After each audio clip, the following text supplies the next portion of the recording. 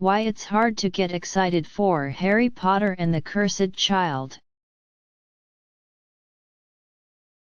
I'm getting a copy of the Harry Potter and the Cursed Child scriptbook at 12:01 am. On July 31st. But I'm not overly excited about it. Let me preface this by saying I love Harry Potter. I grew up with the books, like so many people my age. I went to the midnight releases and read the Deathly Hallows in 9 hours, pausing only to mourn the loss of Fred Weasley.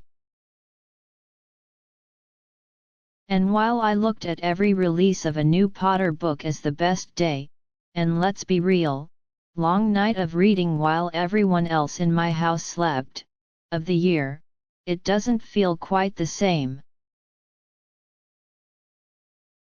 The magic, so to speak, just isn't there this time around. Between the backlash to J.K.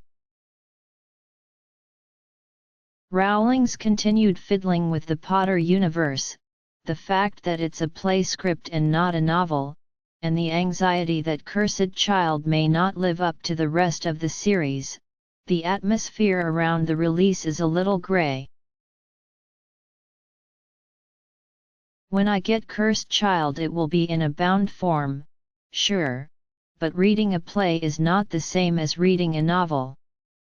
Plays are meant to have actors and costumes and lighting and music to help tell the story. A script is not the whole thing. Sure, we all read Hamlet and Romeo and Juliet in high school, but your English teacher probably showed you 1 or 2 movie adaptations to help hammer the lesson home. It's likely that Rowling's script will be very engaging. But the oddity of reading a script over a book underlines that I, and so many others, will never get to see the critically acclaimed production fully staged. One would think that more of Harry would be just the right recipe to attract all those millennials who grew up with the series. The problem is he hasn't been gone long enough for us to miss him.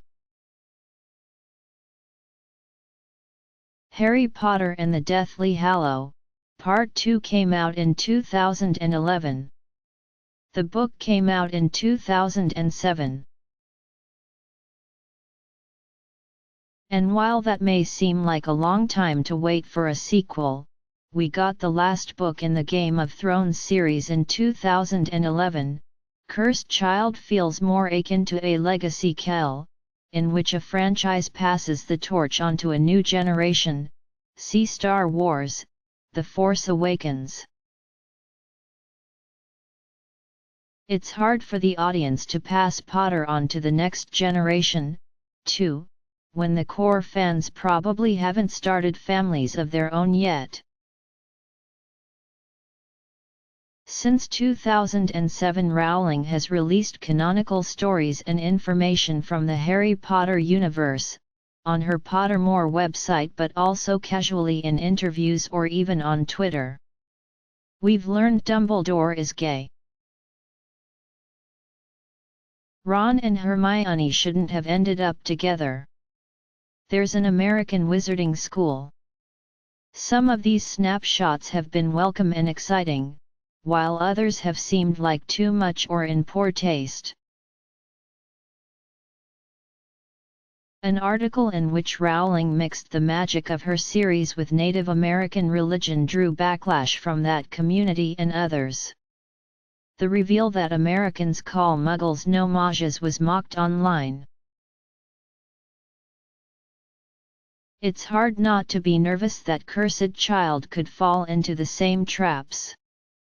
It's hard not to think there's already too much Potter out there to wonder if the story should continue at all. But, at the end of the day, that's not our decision. George Lucas saw fan disillusionment with the Star Wars prequels.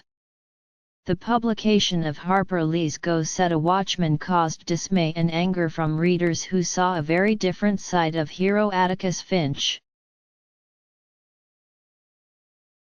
But those Star Wars prequels earned more than $1 billion at the box office, and Go Set a Watchman hit the top of the bestseller lists.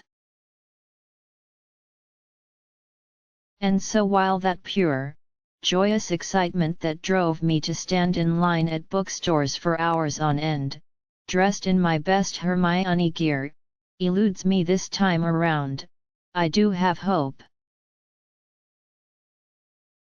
Because while perhaps this isn't the way I pictured meeting Harry, Ron, and Hermione again, it is always nice to see an old friend. And who knows? Maybe the magic will spark once I actually crack open the book. Magic is funny that way.